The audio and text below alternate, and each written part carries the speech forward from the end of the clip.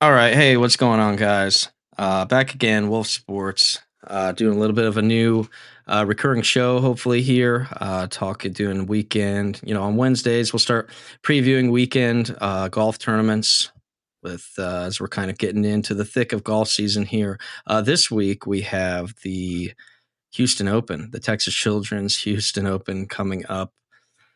So figured it would be a good time to kind of get a few of these going, talk about this a little bit as we kind of trend towards Augusta at the Masters in 2 weeks. So this is kind of when I think maybe a lot of golf casuals might start tuning in. So yeah, we figured it would be fun. We have a friend here, Green Means Go, to kind of help us out, provide some insights and analysis into some data and research and stuff, into each course on a weekly basis. So yeah, Green, what's going on, man? How are you doing? I'm doing well, Zach. I would love if I could get some Texas weather here so I could get out and golf. I'm in the Midwest and it's a little brutal, even though it's late March. So um, I would love to be able to go out and play alongside these guys, even though it looks like the weather may be a little iffy for them. I've heard a lot of talks about AM wave versus PM wave, and I hear a lot of guys who know their stuff targeting a lot of AM guys. So something to look out for, but I'm doing well and I'm excited to be here. Yeah, no, we are happy to have you for sure. And yeah, once it starts warming up, that's kind of when I start paying more attention into the golf season. It's always hard when it's freezing cold outside and you're like watching guys golf in warm weather and short sleeves, and that's always just kind of like it's a little bit of a tease. But anyway, we're kind of trending towards that. So yeah, and like I said, we'll be working through some things. We'll get the show dialed in the over the next couple weeks. It'll be a working, living project, right? So, as we kind of get into this Houston Open kicking off tomorrow morning, what are some of the key features of this course that you can tell us about? Um, what to kind of look for here at the Memorial. Sure. Before I start, I will say that I love trying to handicap golf, and the key word in that sentence is trying. There is, as many of you know, a lot of volatility, a lot of variance, a lot of long shots that can win, and I think there are some sports that lend themselves to a more traditional handicapping method, and then there's sports that we're trying to handicap right here on this show, hopefully every week. And so temper your expectations a little bit. I can only provide the information that I feel is valuable in making informed decisions. Other people are going to tell you other things. So I just want to give that clear message that this is not the easiest thing to approach from a betting and analytical standpoint because so much can happen over the course of the 72 holes. So if we look at this course, this is not a course that has been in the works or in the PGA schedule for very long. They played here in 2022 in November, which is a bit odd. They played last year here. 2023 was like that season was counted for November. It's just kind of been a weird historical run. But as far as what we know about this course, the most important thing for this course is the strokes gained putting. This is the third most important course in terms of the correlated success to strokes gained putting. Only two more courses on the PGA are more valued in that category. Strokes gained tee to green ranks 10th. Strokes gained total ranks 8th. Around the green ranks 7th. So all of these things to say, this is very much an accuracy and short game course. Driving distance, this is 32. Driving accuracy, 20. So approach to the green is 43rd. So it's quite a shift in what I think we've seen so far this year. Where the last few weeks it's been who can drive the ball far, who can drive the ball straight, and who can get within 10 feet from 180 yards out. And this is kind of flipping that on its head and saying, who's going to make the 10 to 12 footers? Who's going to scramble well? Who's going to avoid bogeys and convert birdies, which you want to do on every course. But this course has proven statistically that those things matter more. Sure, yeah, and it's always helpful, to kind of look into that course profile and see who fits in, right? Because, yeah, as you said, look, greens in regulation, making birdies, that's always going to put you in a good position. Fairways, greens, things like that. But as I think you can agree, it's certainly a lot more important at some courses, more so than others. Accuracy can kind of fluctuate as far as how important that accuracy is off the tee from place to place. So yeah, that's what kind of the things that we'll be diving into here on a weekly basis. So with that in mind, I guess, what kind of history have we seen here at this course, and what can we expect on that front? Sure. And I want to double down on some of these stats because those were kind of the Yeah, for overall. But sure. when I look at the secondary stats, I just want to stress this because it's almost comical. This course ranks first in terms of stats that matter in 5 categories. Those categories are average distance of putts made, putting average, putts from over 25 feet, putts from 10 to 10 to 15 feet, and scrambling. So, and then you go to the secondary categories and third, and there's just putting sprinkled throughout. So it is just. I wish Denny McCarthy was playing because he has been scorching with the putter. He's always been one of the better putters on tour, and I don't know where he is. I didn't do the research. I just don't see him on the odds screen. I'm a little disappointed because I think Denny McCarthy would have been a great spot here with how well he can roll it. So I am a little disappointed there. But if you can find a guy who can get hot with the putter or fade guys who have struggled, which we'll talk about, that can be good. So as far as course history, um, Tony Finau has had a lot of success at this course, one of the best profiles historically, but I don't love his form. And as a golfer myself, I know that I can, shoot well over my handicap one day and then come back the next and play okay.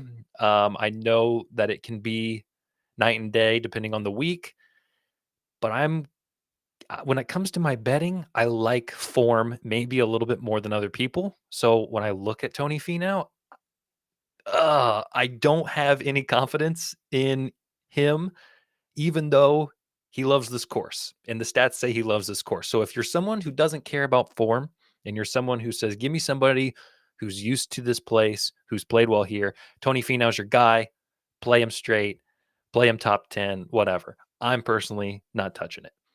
Scotty Scheffler has played here the most of anyone in this field at 16 rounds. Mackenzie Hughes is actually tied with him. Jason Day, Wyndham Clark, Aaron Rye round out some of the top spots. Again, Scheffler is a Texas guy. This is in Texas. If you like to play a narrative, then maybe you want to go Scotty Scheffler. And of course, he's never bad to have on the card anyway, if you can stomach the price, which plus 375 is the best place. I saw him at Hard Rock. I know not necessarily the best book to discuss when they're pretty heavy on the limits and not everybody has them available, but you're going to find Scotty about 350 anywhere you look.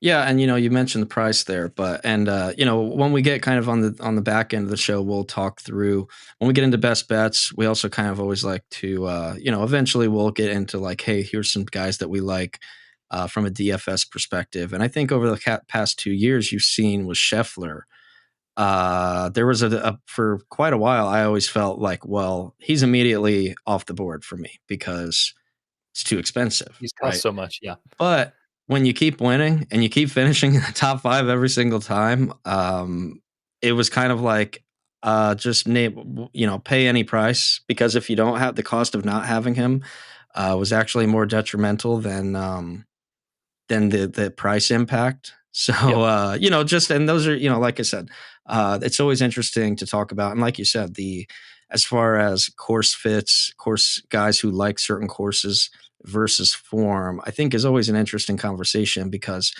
on the one hand, you could say, hey, this guy is a train wreck right now. I don't want to get in front of that. On the other hand, you could say, hey, maybe this is a good get right spot where he can kind of turn things around. He's comfortable here. He's always played well here. Maybe this is a place that he can find a little comfort and be able to right the ship. So, just I guess another way that you can kind of always weigh those type of factors. Um, but again, provide the information, put it all out there, talk through it, and figure out how much weight you want to put into those. So I know you talked about some of the key stats. Are there any like secondary stats or dare I say tertiary stats that that maybe you would look kind of digging in a little deeper on some of these guys? Sure. Yeah. Outside the putting and the short game, the secondary and tertiary stats, you got approach from the mid range, 150 and in, which for me maybe that's mid range. For these guys, they got a sand wedge or something else. So it's still maybe their short game. What is interesting to me, and I think is a bit unusual in terms of the course profile, is there are 5 par 3s on this course. It is a par 70, so 5 3s, 3 5s, and then you do the math. What is that? 10 4s. So par 3 scoring is big. If you like a guy with those mid to long irons and good putting who can make birdies on 2 or 3 of those par 5s, I think that could pay dividends. So I don't know the stat, but I can't imagine there are too many courses out there with this par 70 setup that we see here. So that's kind of another angle that I would look at if you're looking to build either DFS lineups or take some outrights. Yeah, for sure. So I don't know. I don't know if you. I can't. I don't think you mentioned it, but guys who have like played a lot here. You talked about guys who like it here a little bit. Guys like Finau. But is there anybody who maybe sticks out to you as far as guys who have played a lot here? Because as we're looking at the field, it's not. I wouldn't call it a weak field. I mean, look, the two probably best top two guys, if not. I mean, Scotty's, I think, unquestionably number one. Rory's in form, and he's kind of cranking right now. And Yep. after that, there's a little bit of a fall off, but I don't know. It's not like a tournament of dogs, right? So, what guys have maybe seen this course a lot? Maybe have quite a bit more experience than the rest of the field here. Sure. Yeah. To your point, we don't typically see the two top dogs play without sort of those mid guys. Colin Morikawa, Hovland, Justin Thomas, guys who were competing last week to win it all aren't here this week, but Scheffler's here and Rory's here. I wonder to some degree how much, and maybe this is me just trying to fit something that's not supposed to be fit, but if this isn't in Texas, is Scotty there? If this is the Yeah. field, if this is the makeup, but it's not at home, does Scotty play? I don't know. So I have here, and I'll get better at the graphic sharing. We're gonna have some graphics next week We'll that you get the guys can look IT along. team on it. Yeah. So I'll take the blame there for this trial run, this first show. So if we look, I have it sorted by 8 rounds minimum and strokes gained on this course.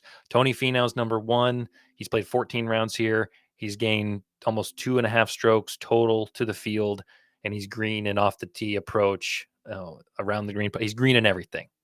Scotty is number two with 16 rounds played. Aaron Rai is at 3 with 12. Steven Yeager, who is the defending champion, I believe, won it last year. He is 4, gaining just under 2 strokes to the field.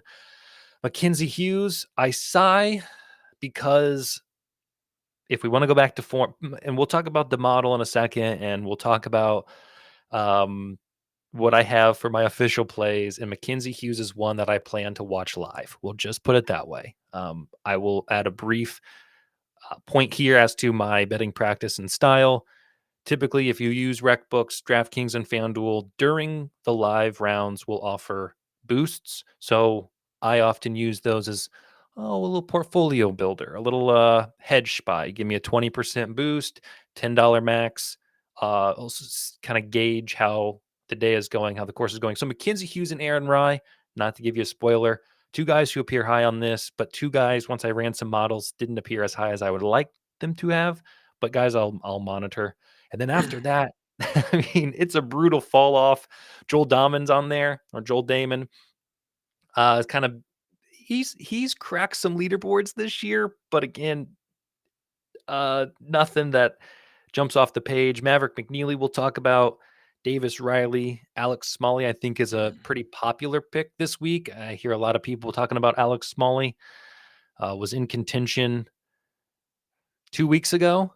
And, I actually was going to give that as a play on the show, on the Wolf Sports show on Wednesday. But all these college basketball guys, man, they love to talk ball. And I just didn't get a chance to give my Alex Smalley play.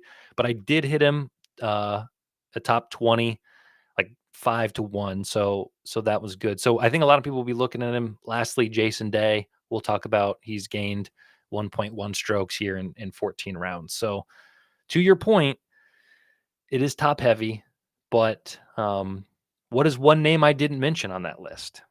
That would be Rory. I'm not a Rory guy. Are you a Rory guy, Zach?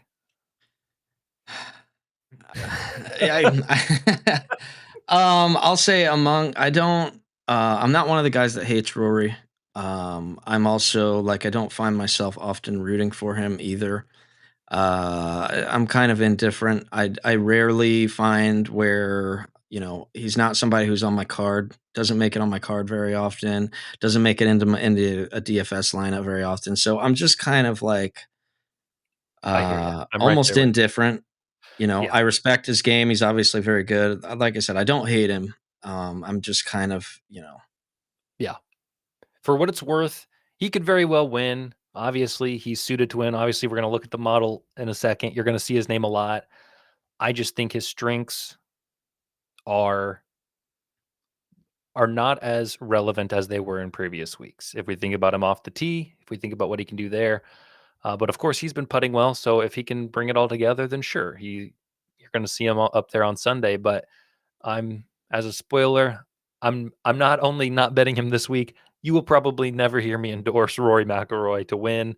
It may be a personal thing, it may be a numbers thing, but I'm with you. I don't dislike him, but I don't love the guy. So I just that's always what I find that got. he's a little too out of range for me Yeah, to ever like get behind. Like I said, it's not like I'm only taking guys I like. I mean, I have no problem. I mean, I will regularly take Patrick Reed. He's on my Masters card almost every single year at Augusta, and I'm never rooting for him. But yeah, it's about trying to if you're trying to make money, you got to back guys that you don't like. By all means, especially guys that nobody likes, because then maybe not many people are behind that. But anyway, yeah, I wonder how much with and I think I misspoke earlier talking about Tony Finau and then Scotty Scheffler. I believe I combined them into the former NFL tight end Tony Scheffler.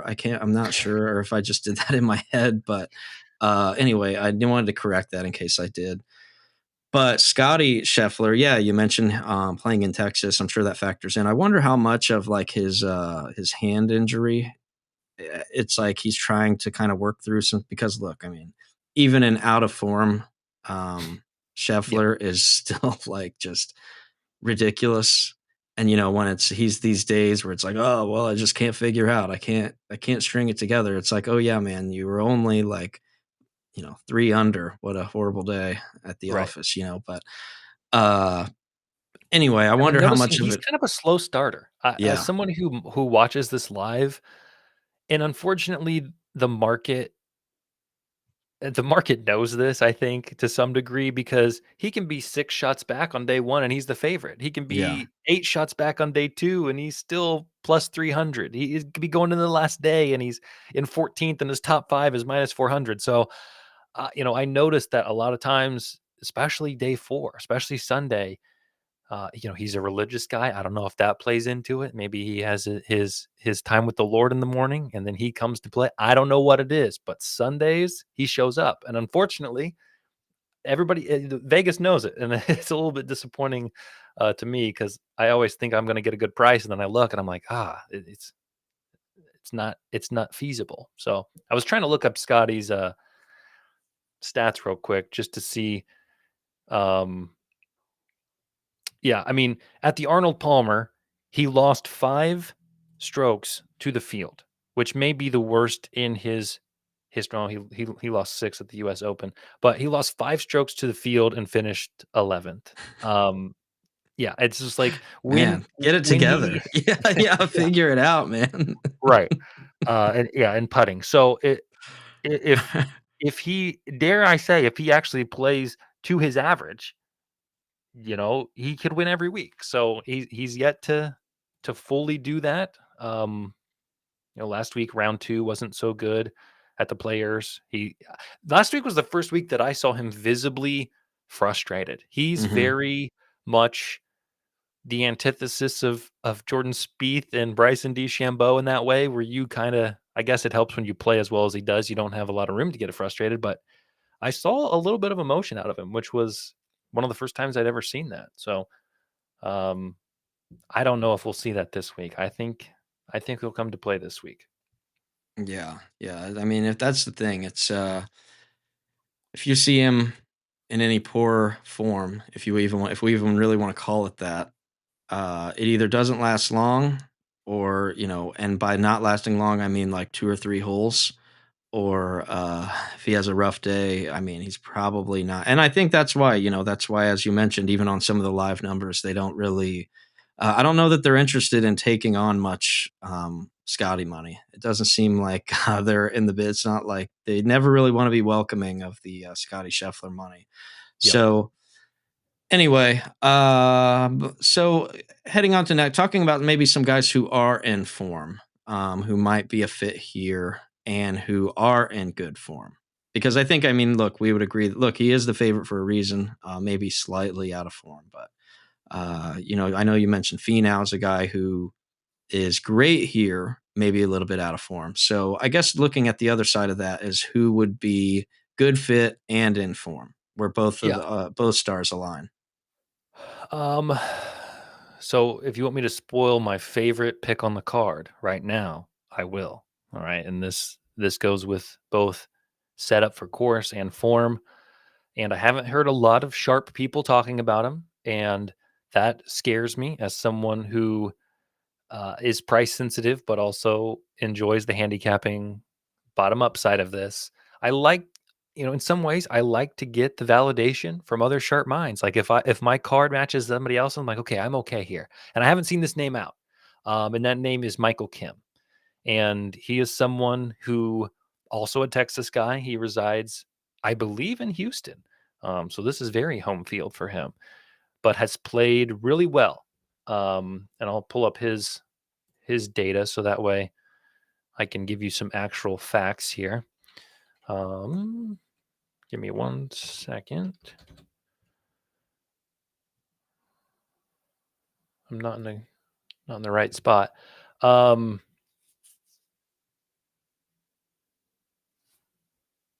but I was looking at him this morning, Sure. and I'm trying to do two things at once, and my brain is not suited for that. You got a commercial break you could do here? Yeah, yeah, yeah. Well, this break is brought to you by Green Means Go Betting. So be sure to check out his YouTube page, check out his account on X as well. He does more than just golf, but look, we wanted to talk a little bit about golf. We wanted to, like I said, put together a little bit of a weekly preview here, for both the majors and, I wouldn't call them minor tournaments, but the lesser, crowd, maybe not as stacked fields, because, as somebody myself that likes to, I wouldn't consider myself a golfing expert by any stretch, but I do pay attention. I do like to get some money down, and, at the very least, I like to throw together some DFS, um, teams from time to time. I think that's a good, fun way to follow it. I don't generally take a lot of outrights. I usually dabble a lot in the head-to-heads, the, um, top 20s. That's kind of where my bread gets buttered most of the time, is like DFS, head-to-heads, and top 20s. I kinda stay within that range for the most part.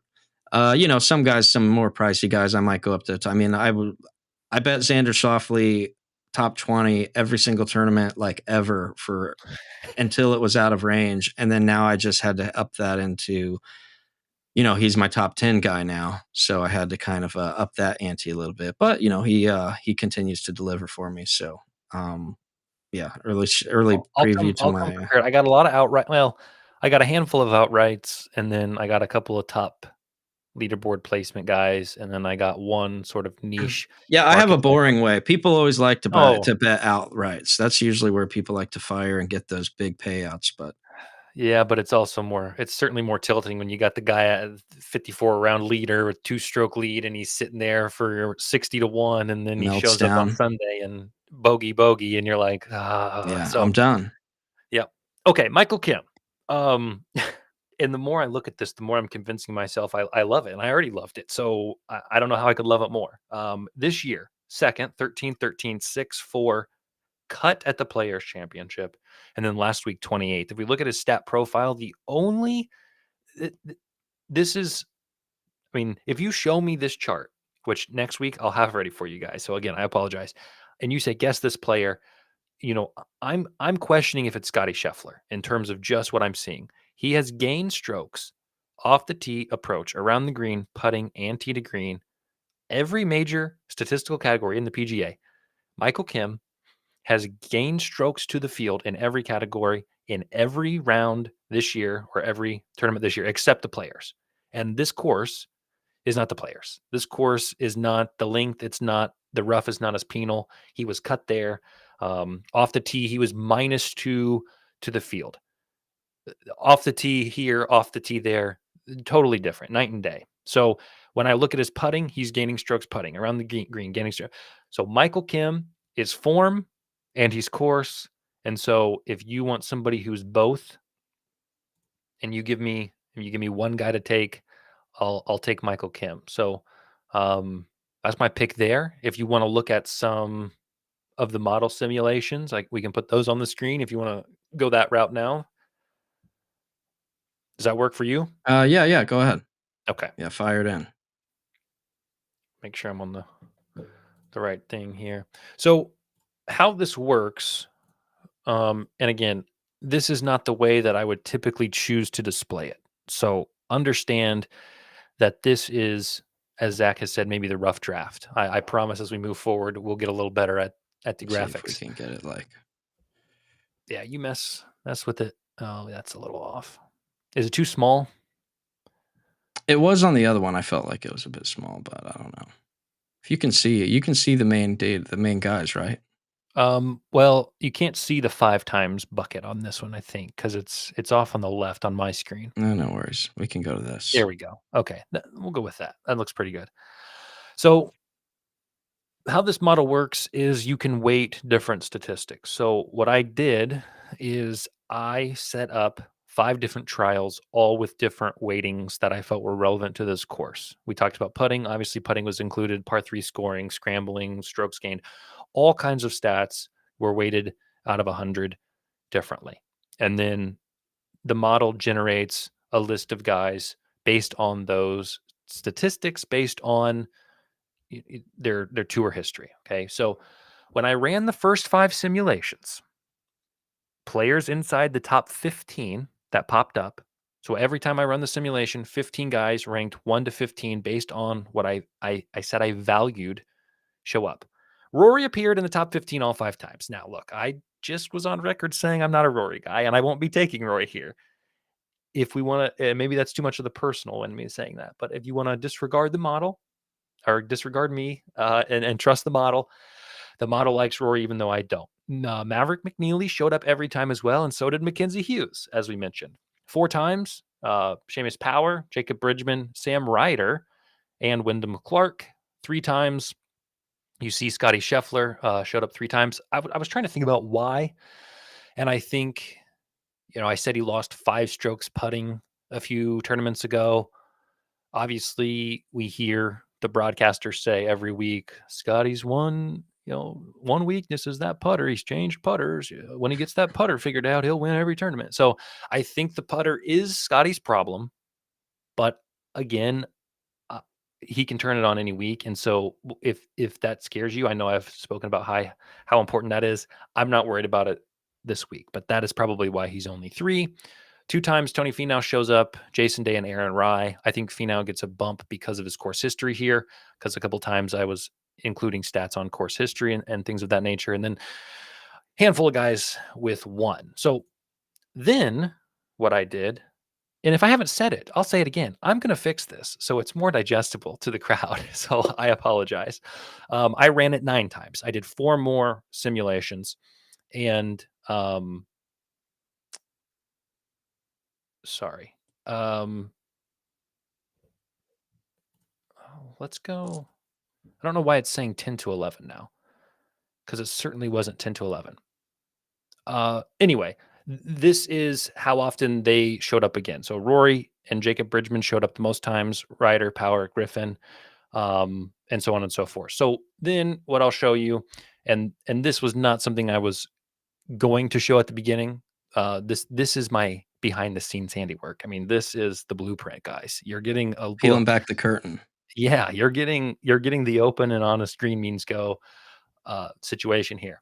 So like I mentioned, when each of the 9 models spits out 1 to 15, 1 being the strongest golfer, 15 being the 15th strongest golfer, I weighted those inversely in terms of points. So 1 got 15 points, 2 got, so in these, it's showing you how many times they appear.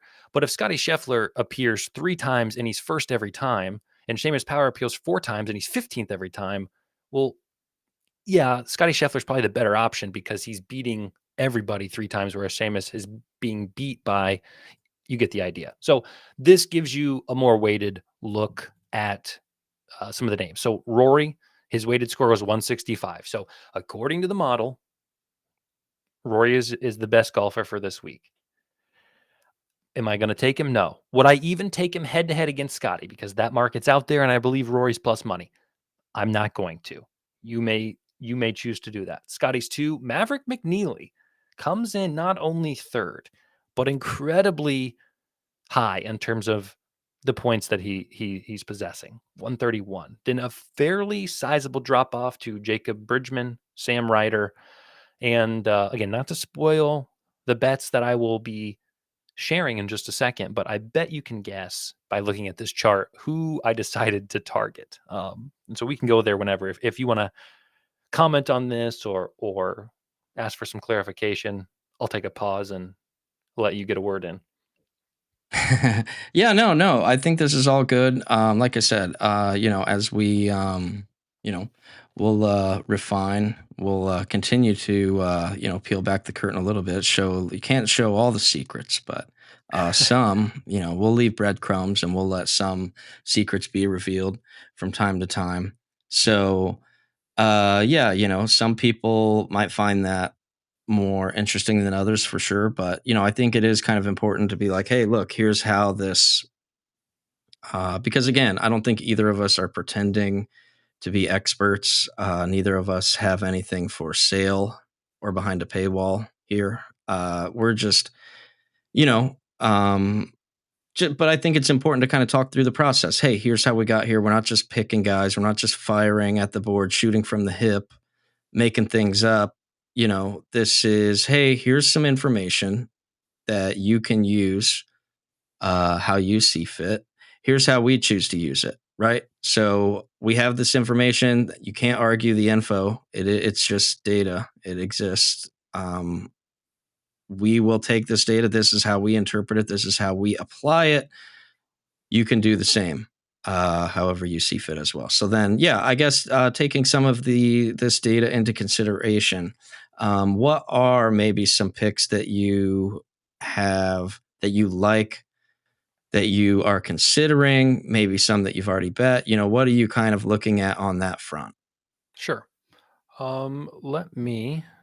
We'll just go to the next thing and we can slowly work our way down and talk through this. If that's all right with you. Yeah, Again, I want yeah. to echo exactly what Zach said. I've been in the sports betting world for 3 and 4 years since we were legalized and since I was of age. And I've learned a lot. And I think I gravitate towards sharp betters and sharp betting and I see the value in that. But I think a lot of times sharp bettors are more price sensitive than they are matchup handicap sensitive. And I have origination and bottom up betting and handicapping kind of a soft spot in my heart. And so I always find myself in the middle of, I don't want to claim that I'm sharp in any way. I don't want to say that I necessarily have an edge in a 60-1 play on Maverick McNeely outright, right? Um, but it it's it's well intentioned, it's thought out, it's data driven, um, and we may lose every play on this card, and we may lose every week. But I just want to be clear that golf is, I mean, all sports are hard to bet to some degree, but golf is particularly, as you can see looking at these odds, difficult. I am not claiming to have an edge or be sharp, but I am claiming to have put in some work and hopefully can add value to your spare time on your lunch break or to your portfolio for the Houston Open, whatever it may be. So that's one caveat I would like to give. I don't typically Yeah. love giving out picks, Well, look, but here, anybody who does like to golf on their own understands that, uh, some days you have it, some days you don't, and nobody really gets to pick and choose when those days are either. So right? that gets decided for you. But Yeah, yeah, anyway, I think we can kind of get into some things that you do like. sure. Um, Yeah. So if we look at, we'll skip the outrights for now. Sam Ryder appeared often on the model. His form is okay. Again, uh, it's early in the PGA season. It's been cold. It's been windy. I think you're going to see some of that again this week. I think you're going to see delays. It's not pristine conditions by any means, but Sam Ryder's been out there, and I think he fits well for this course. And I have him not only outright at 150-1, but top 20. I think is a great price at plus 375. That's on Hard Rock. Other books have him between 320 and that number 375. I line shopped all these with the books that I have. So I'm trying to provide you guys with the best line that I have available. I would encourage you always to line shop and get the best price. So I really like that number for a half unit on Sam Ryder. I know we talked about Michael Kim. I have him outright, but top 10 at 375. He's been top 10 50% of the weeks that he's been out there. And I know that, again, just basing a bet on pure history is not the best thing you can do. But again, course sets up well. Houston guy, playing well, good form, putting well. I like him outright and top 10. And then before we talk about some of these other outrights, this one is only on FanDuel. And I've noticed that a lot of books are removing make and miss cut. Um, there weren't a lot of books that had just raw make cut, miscut. DraftKings mm, does. Their numbers aren't great. FanDuel, maybe it's a state by state thing. Maybe wasn't awake when I was looking this morning. They had these make the cut specials, and I was scrolling through them, and I liked all of these guys to some degree. All Scheffler, Aaron Rai, Michael Kim, and Bridgman, three of which I have above on the outrights. All four of which popped up on the model frequently, all to make the cut at 220. I went over to DraftKings. Now I'm not advertising for line shopping versus only one rec book, but for what it's worth, when you combine all four of those guys on DraftKings into a parlay to make the cut, you get plus 169. So if we just, this is not good practice typically, but if we say that DraftKings had fair value on the make and miss cut lines, which I don't believe, I think they're probably juicing those pretty bad, but this is a good price compared to that. I didn't have a ton of other things to comp it to. Regardless, I like to play from a price standpoint, and I like it from a handicapping standpoint. So I got that on here for a half unit. Um, so those are the non-outrights. And then I know you said, Zach, you're not an outright guy, so I did not come prepared to feed your appetite. So I apologize. no, I'll here's what I'll say. Any guy that I have on the outright, I am comfortable with a top whatever, yeah, but I'm going to let the better decide the price. So if you look at Maverick McNeely, 60-1, and you look at Alex Smalley, 6-1. Both of these guys are probably going to be very similar in their top 10, in their top 20. Typically, when you have a price to win outright that matches another guy's, they're going to kind of align throughout. So, you know, I would love if all of these guys finish top 20, and I would be fine endorsing any of these guys to finish top 20. If just because I say Wyndham Clark is outright, obviously price matters, but you know, that's getting into the weeds a little bit, and we can maybe talk about that in another time. But Maverick McNeely, Jacob Bridgman, both outright. Best book that I found here. Sam Ryder, book I found here. Okay, so here's my comment about Scotty. I don't typically like it. I know that there are books that offer pre-live promotions. I do not have those. I know ESPN for a while did a bet 25 on a player, get a portion back if they finish top 5, 10, whatever. I think those are good spots for the top of the board guys because you get some pretty plus EV insurance in getting your bet back if they finish high. Regardless, because of how it sets up, because of what I've seen out of Scotty, I feel comfortable playing him for a unit. However, I have this little caveat here live.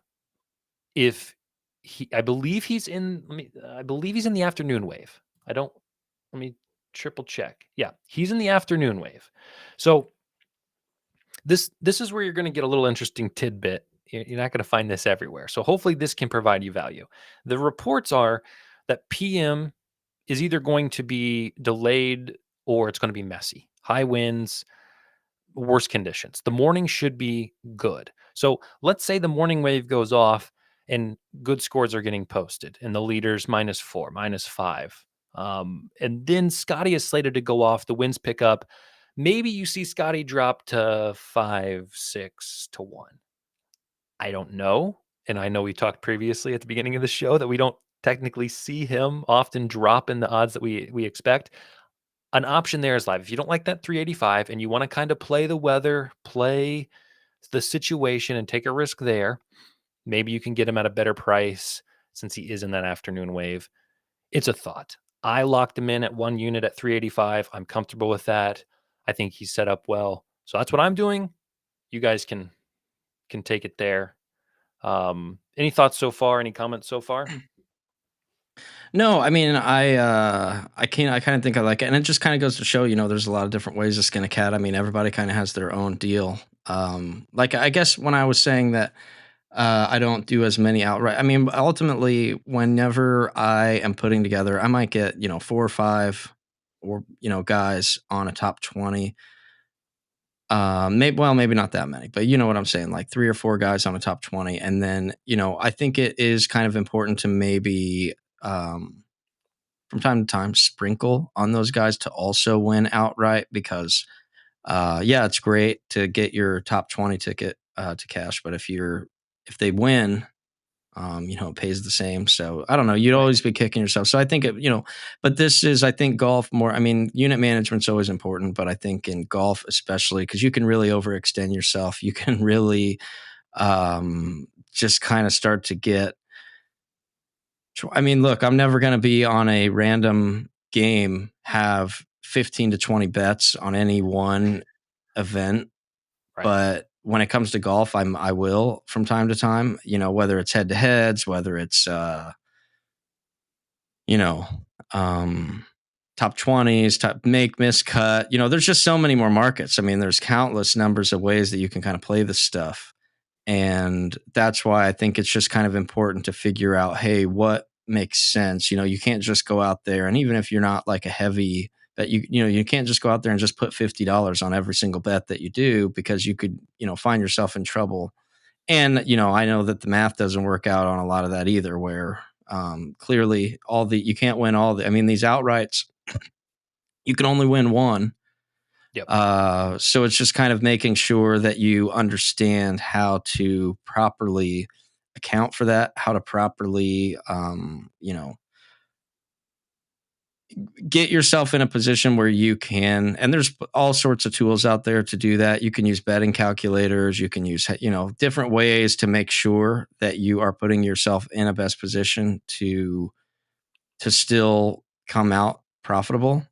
Because look, golf is a very difficult sport to not only play but to bet on. So I don't know. Just wanted to give that as just like that's why I like to diversify. That's what ultimately I meant. It's like diversifying, getting in a couple different ways, but making sure that those ways have some overlap. That you're not tying yourself down too much to where it's like, oh man, I really kind of like screwed this up where I won way more bets than I lost, but I lost money still, Right. you Yeah. know? So just kind of making sure that if you do, um, if you're somebody that just, like I said, another reason to not just shoot from the hip, have some sort of tracking method that you use to make sure that everything checks out and that you're not kind of getting overextended in a way that would make it to where, you're, I guess, somewhat of a reverse middle, right? Where it's Yeah. like you can lose everything or win nothing, and I don't Yeah. know.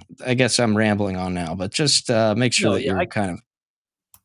That's what yeah, I I can meant. So like if sure. Yeah, but absolutely. I you can have speak some to good that. unit distribution here as well. So obviously you're well aware of how that all works. But Yeah, it I sounds can like, yeah. Go ahead. I can speak to how I process this in terms of a unit perspective. And again, I'm not saying that this is the way. The way, yeah, Yeah, I think this is better than a degenerate total recreational way. And I think there are sharp minds who will look at this and they'll say, "Ah, this could be optimized," and that's fine. I find myself again tugged at from both the degenerate and the sharp perspectives. Simply, at least for this card, I went. If you add up the units, it's 4 units total, and I like to think of that as a unit a day. I got a unit on Thursday, all the way to Sunday. So across the tournament, I'm in 4 units, which I think is a pretty modest amount in terms of what people typically bet in a given day or night. And if you look at the non-outrights, if I hit all three, if Ryder's top 20, Kim's top 10, and these guys make the cut, we're in the green. If Scotty wins outright and I lose everything else, we're down 0.15 units. So yeah, I like to think that this is balanced in terms of if we lose completely, we lost 1 unit a day throughout the course of the tournament. It's the price of the entertainment. We'll get them next week. And if we hit any of the outrights, we're great. And we have some cushion with the top 10, top 20, and make the cut. So that's how I approach it. But I will say, as the tournament goes, if DraftKings, FanDuel, those are typically the only books these days that give me promotions. If they give me a live profit boost, I'll plug holes. I'll look and I'll look at the leaderboard and see who's playing well and get a better idea of who I like live, and I'll fire on some insurance bets, if you will. So that's typically the only live betting I do, and why you see down here, we'll monitor live. Aaron Ryan, Mackenzie Hughes are guys that I'll have my eye on because I do like them, but they didn't quite make the cut in terms of the official card. Yeah, for sure. And like I said, I mean, next week, and I think moving forward, I'll myself even um, get a little deeper in on some of the DFS stuff and kind of how I like to put those together. I didn't get as much into it for today, but we'll certainly, fine tune that. Yeah, Work and with, I'll come prepared next yeah, week for that work as with the well. team. Yeah, the model can generate lineups and things of that nature. So absolutely, I'll include that. I was a big DFS guy Yeah, prior to sports betting because it was legal in my state before sports betting went live. It's 18, right? It's 18 only. You I don't think need so. 21. It's funny because it's like golf is the only sport that I really do it for, just Yeah, because I think it's actually to me. I mean, look, I still get some bets down for here and there, but I feel like for me, it's like kind of almost, and even then, I still diversify the same way. I do a whole lot of like double ups, 50/50s for the most part, and then I'll do a couple. I mean, do you have success with those? yeah, yes and no. I mean, I do feel like I do pretty well with the double ups for sure. I There's do nothing like worse than posting a double up lineup that would've yeah. cashed in a Well, GPP but I and was then gonna say I always do those too. So like I'll okay. put, but I diversify the amounts. I'm not just entering every single $100 thing, but like I'll kind of throw a little bit on some of the crazy tournament things, right? Always make sure you get into some of the free things. And Yeah, they then they have good decent right, it's so you always can worth kinda just checking the test things out and, like, figure out yeah, your way a little bit, figure out what you like. I mean, get in some of the free ones. They even have, like, some 25-cent entry ones if you just want they call them, like, a jukebox, contest, right? Where you can just kind of, like, get in there and you're not really you can win, but you're not losing much, you're just kind of experimenting. You can kinda figure out what works for you that way, before you want to start putting down some real cheese on things. But yeah, like I said, I diversify it the same way that I do if I'm like betting the card, right? Where I'll have little bits here and there on some bigger things. I generally like to stick to like single entry. Not always, but like either single entry or like some of like the 3 entry stuff I'm okay with. that's Um, wise. yeah, that's really kind of where I like to stay. Um, I play it conservative, but like I like to make sure that I'm winning consistently as opposed to just like always just trying to win the $1 million challenge, right? Because I, Yeah. I realize it's way, way less likely to happen. But yeah, I do generally do pretty well with some of that stuff. And although I will say sometimes that you can get if you're betting on some of the same guys to do the exact same stuff in your DFS, sometimes you can have some swings where you're like either way, way up or way, way down. Right. If everything goes well or nothing goes well. Right. Yeah. Yeah. But yeah, I try to focus. I just feel like I'm generally pretty good at like picking guys who can make the cut. And really, in most of these cases with DFS stuff, if you get your whole team across the cut line, like you're going to be in pretty good shape. Like, as everybody makes the cut, and then like you have at least one guy who's up near the top 10, you can generally be in pretty good shape. So that's kind of how I like to look at those. Yeah.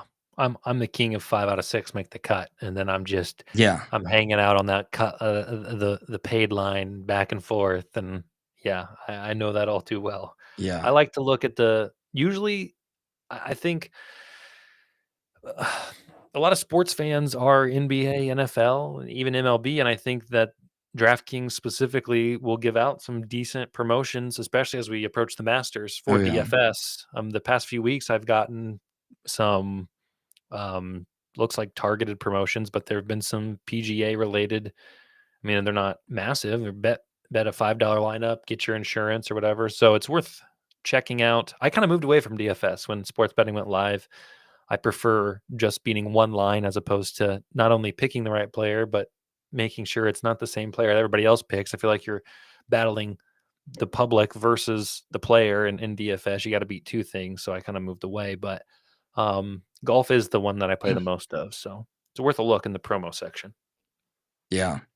Yeah, no doubt. So I don't know, any other closing thoughts that you had here? I mean, I guess some of my takeaways as it pertains to this when we talked to about the field, talked about the course. I think distance. Where you're going to want to look for some bombers. You're going to want to look for some guys who can get up and down, and then I think this is one of those where like maybe go a little bit deeper down the board to find some guys. Just because, like you said, there's quite a big drop off after those first couple of big names. It's a pretty big drop off. So with that being said, I think you're going to be. This is one of those that's a little safer to kind of go dig a little deeper into some lesser known names, I guess. Yep. So I guess that's kind of my ultimate takeaway here. Anything else that you had as a closing thought, or anything else before we wrap up? Not in addition to this, I will say that I'm uh, I'm happy that I got the chance to do this. I look forward to doing this in the coming weeks. If anybody has any comments, I'd like to see X, Y, or Z. I'd prefer you talk about PQRR, any feedback. I am open to, and I'm sure don't want to speak for Zach, but he seems pretty receptive to the feedback. Oh So yeah. I want to make a product that people find value in, either from information perspective, betting perspective, you know, two dark haired guys with some facial hair, slightly graying. Yeah, yeah. I'll A speak for touch of just gray. myself, but Touch of gray. uh, yeah, yeah, I'm doing this full time. I love every minute of it. I'm excited to talk baseball as that gets up as well. So Yeah. I'm here for a good time and a long time Yeah, no, is for what I'd like sure. to end For with. sure. And yeah, like I said, we'll be looking at some of these golf ones on Wednesdays, kind of as a last look before the tournaments start to kick off on Thursdays. So, yeah, looking forward to this. There'll be obviously different varying interests based on the popularity of the tournament, but hey, we're kind of cutting our teeth a little bit on these ones, and then we'll be ready to rock and roll once we get into Augusta, and then that's when I think we kind of really get into the meat and potatoes of the rest of the season. So yeah, thanks again, Green Means Go. Check out his pages, YouTube, on X as well. Good luck, everybody out there, with all your bets and your DFS. And thanks for tuning in. See you next time. Oh, well, one other thing, we have our best bets space tonight for March Madness as we enter into the Sweet 16. So check that out tonight. I believe it's at 9 p.m. Eastern. But outside of that, yeah, no, guys, thanks.